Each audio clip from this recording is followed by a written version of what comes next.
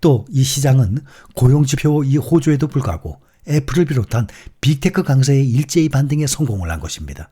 또 최근 폭락을 했던 중소 지역 은행들의 주가가 폭등을 하면서 투자 심리가 살아났어요. 그동안 과하게 폭락을 했던 중소규모의 지역 은행주들이 급반등, 폭등했습니다. 백웨스트뱅코프 81.7%, 하루에 81.7%가 올랐어요. 웨스턴 얼라이언스 뱅코프는 49.2%, 자이언스 뱅크 오퍼레이션은 19.2%로 폭등했어요. 지방은행의 위기는 공매도 세력이 조장한 것으로 주가가 제 가치보다 과도히 평가절하돼 있다는 JP모건 보고서가 투자자들을 안심시켰어요. 지방은행주들의 이 반등은 JP모건의 짧은 보고서에 의해서 이뤄졌어요.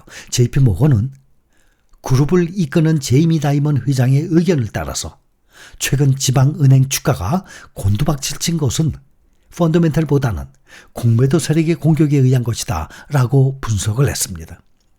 이 메모가 전해지니까 지방은행들의 주가가 폭등을 하게 된 것입니다.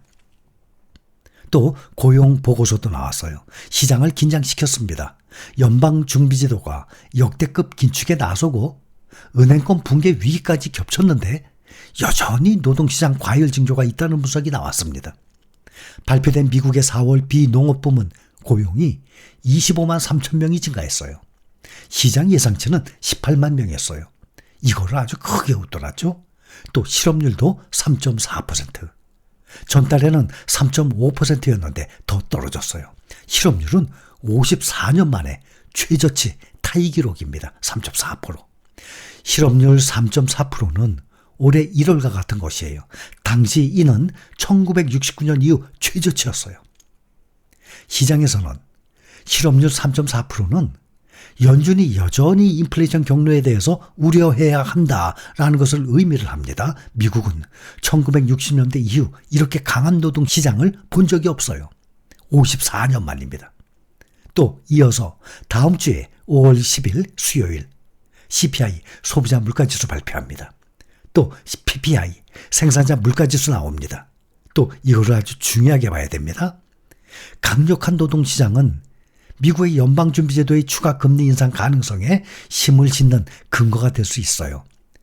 경기 침체 우려를 진정시키는 데는 또 도움을 줄 수 있습니다. 대표적인 매파 인사예요. 제임스 블러드 세인트루이스 연방준비은행 총재 발언. 시장에 부담이 좀 됐습니다. 오늘 연설에서 금리가 더 높아질 필요가 있다. 이 사람은 계속 항상 이런 매파 발언을 했던 사람입니다. 미국의 경기 침체에 대한 논의가 과장된 것으로 보이고 미국 경제가 연착륙을 달성할 수 있을 것으로 예상된다라고 말을 합니다. 시장에서는 지금 다음 달 6월 기준금리 전망은 동결이 91.5%, 상당히 높죠? 이번에 0.25% 올려서 5.25% 올라갔습니다. 우리나라는 3.5%, 그러니 1.75% 차이가 납니다. 미국과 우리나라의 금리 차이가.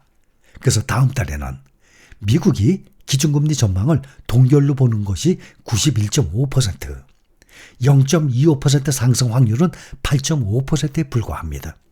그래서 지금 이제 완전히 금리 인상의 끝까지 다 왔다라고 시장에서는 보고 있는 것입니다. 투자가들은 연준이 올해 말에는 금리를 다시 현재 5.25%에서 5% 이하로 인하할 것으로 보고 있는 상황입니다. 오랜만에 국제 유가를 보면 닷새 만에 급반등을 했습니다. 미국의 고용지표 이 호조로 원유 수요 감소 우려가 완화가 됐고 또 위험자산 투자 심리 회복으로 저가 매수세까지 유입됐기 때문이라는 분석으로 나왔습니다. 6월물 서부 텍사스랑 원유 가격이 전 거래일보다 4% 이상 폭등을 했어요. 그래서 다시 $70 이상으로 올랐습니다. 배럴당 71.34달러의 거래를 마쳤습니다. 그동안 $70 아래까지 떨어졌습니다. 미국의 4월 고용지표가 경기 침체에 따른 원유 수요 감소 우려를 불식시킨 것입니다. 또 미국의 뉴욕 증시가 5거래일 만에 아주 크게 반등한 것도 유가에 긍정적인 영향을 미쳤습니다.